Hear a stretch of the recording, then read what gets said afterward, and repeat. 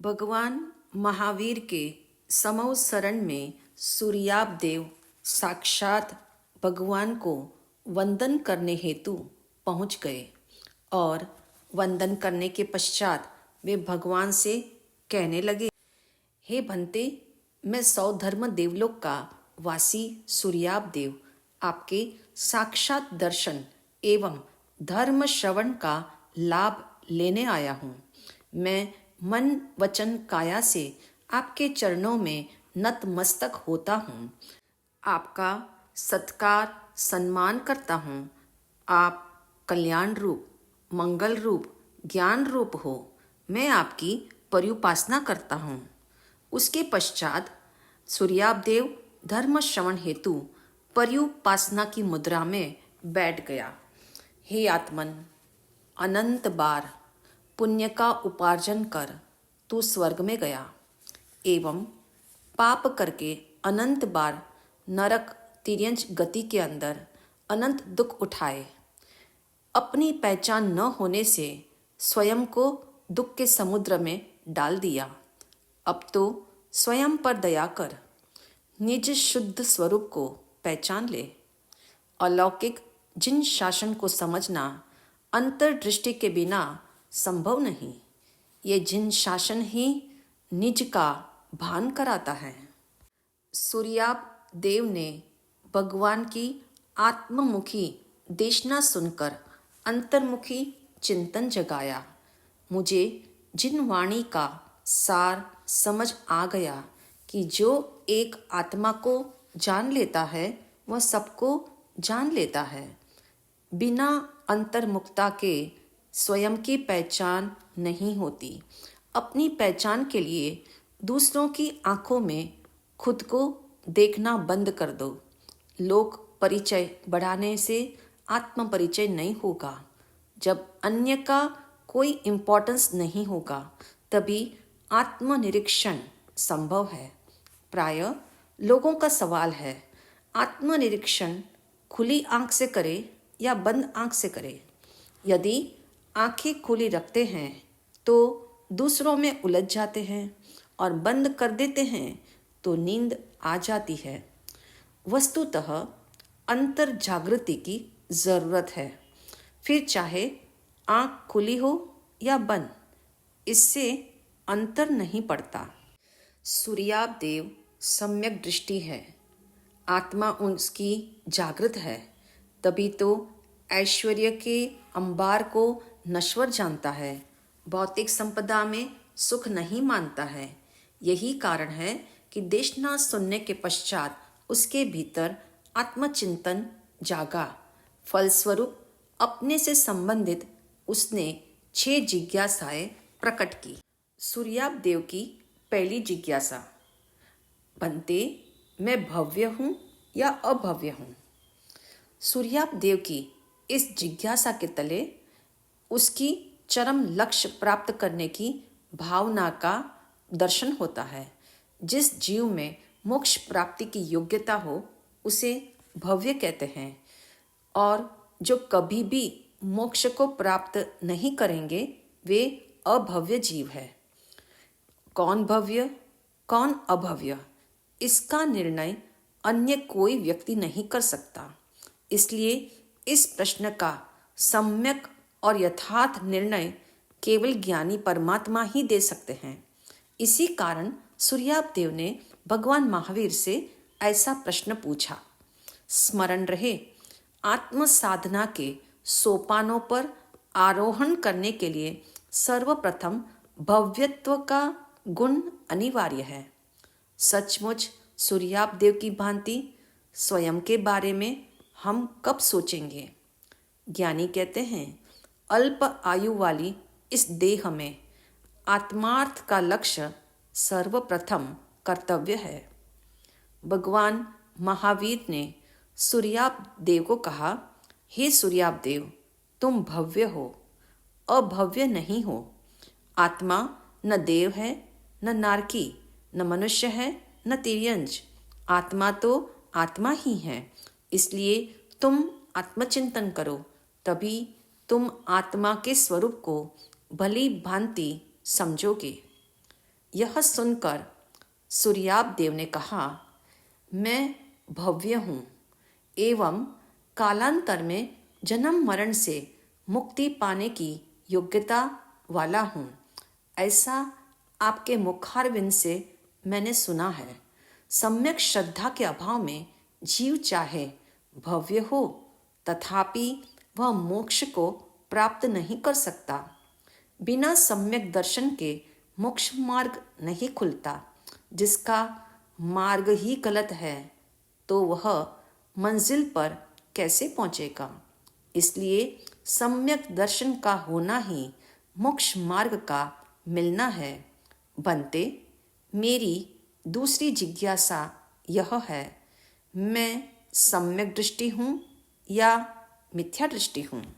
भगवान महावीर ने कहा, हे सूर्याप देव, तुम सम्यक दृष्टि हो, मिथ्या दृष्टि नहीं हो।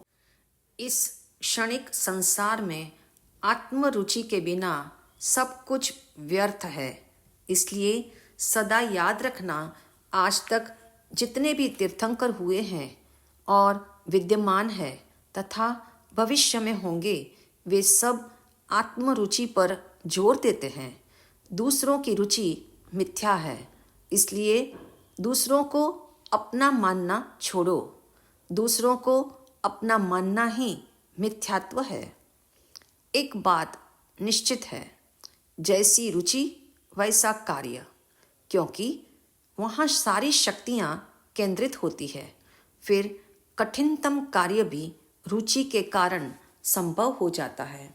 यह सुनकर सूर्याप देव ने कहा, हे भगवान, आपने फरमाया मैं सम्यक दृष्टि हूँ, किंतु सम्यक दृष्टि के लिए भी यह निश्चित नहीं कि सभी सम्यक दृष्टि जीव शीघ्र मुक्ति प्राप्त करे। सम्यक दृष्टि भी दीर्घ समय तक इस संसार में जन्म मरण करने वाले हो सकते हैं, और कुछ ऐसे भी हैं जो अल्प समय में मोक्ष प्राप्त कर ले।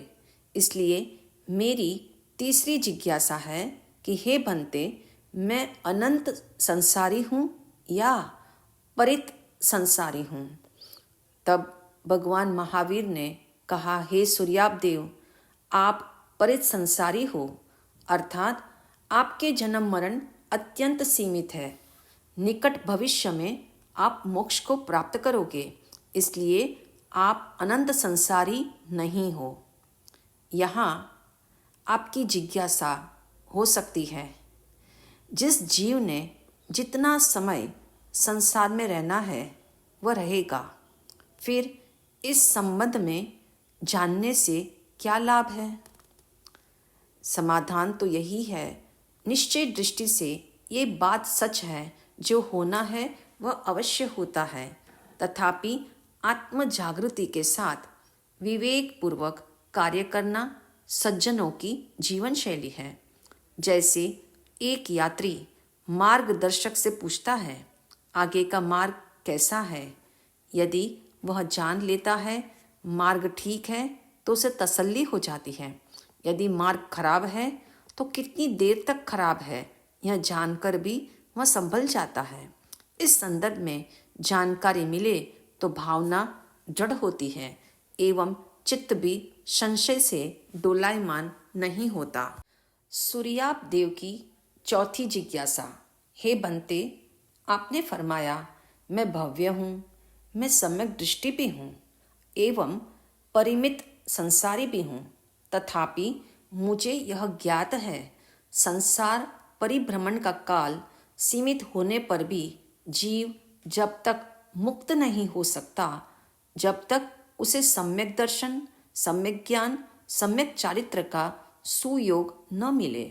इसलिए मैं जानना चाहता हूँ कि भंते, मैं सुलभ बोधि हूँ या दुर्लभ बोधि हूँ। भगवान महावीर ने कहा, हे सूर्याप देव, तुम सुलभ बोधि हो, दुर्लभ बोधि नहीं। बोधि में ज्ञानावरण कर्म बाधक नहीं है, बल्कि मोहनीय कर्म बाधक है।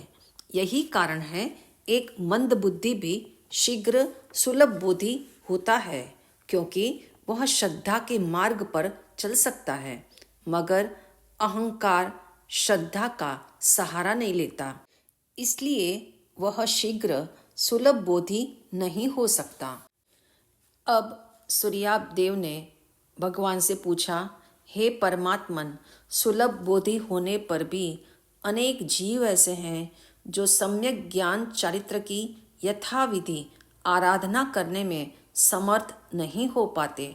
लोकेशना, परिशह, उपसर्ग आदि के कारण आराधना से विचलित हो जाते हैं, संसार में भटक जाते हैं। इस तरह सुलभ बोधि आराधक भी होते हैं तथा विराधक भी होते हैं।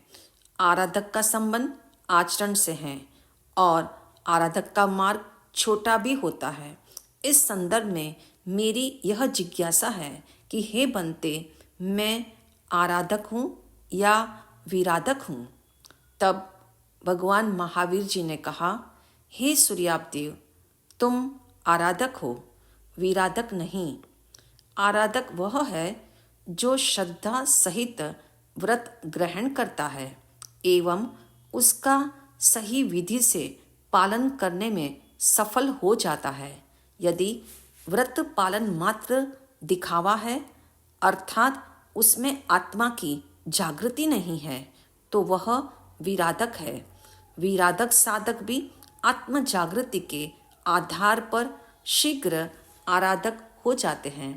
जैसे एक दीपक मंद प्रकाश देता है, दूसरा तीव्र प्रकाश देता है, इसमें विशेष अंतर नहीं पड़ता।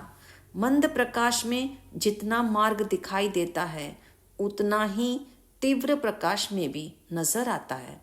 मार्ग का मिलना महत्वपूर्ण नहीं है, उस पर चलना कार्यकारी है। जो साधक आराधक होता है वह दृष्ट मार्ग पर निरंतर आगे बढ़ता है और मंजिल पा लेता है। अब सूर्याप देव ने भगवान से पूछा, हे भंते, मैंने आपके मुख से जान लिया कि मैं भव्य हूँ, सम्यक दृष्टि हूँ, परित संसारी हूँ, सुलभ बोधि हूँ एवं आराधक भी हूँ।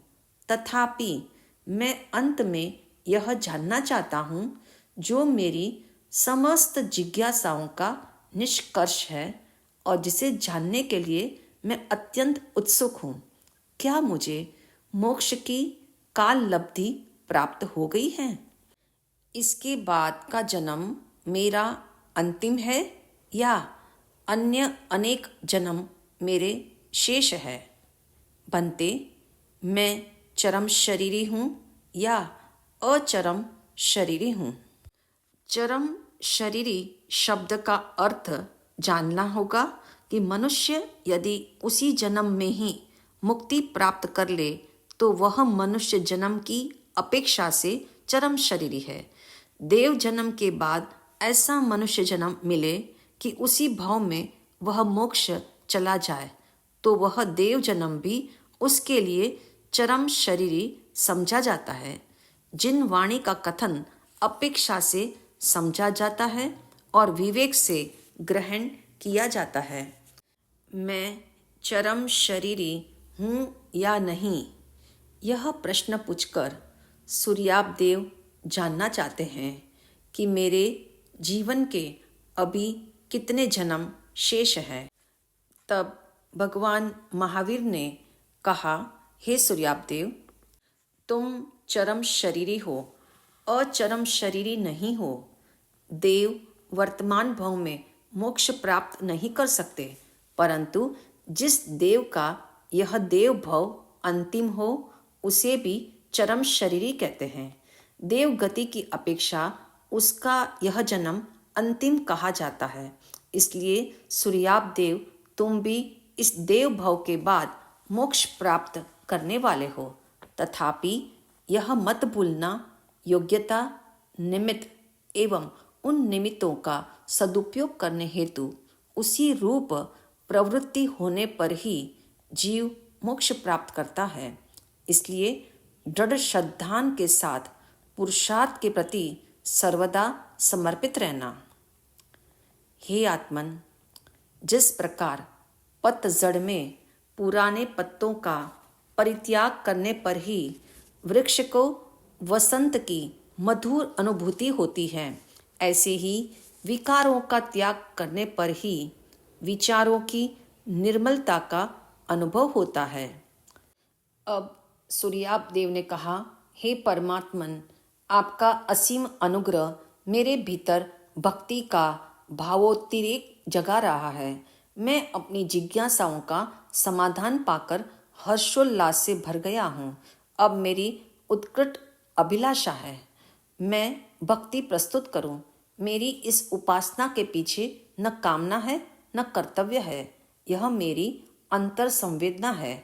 मैं स्वर्गलोक का वासी हूँ, इसलिए व्रत, नियम, संयम, तप का आचरण नहीं कर सकता।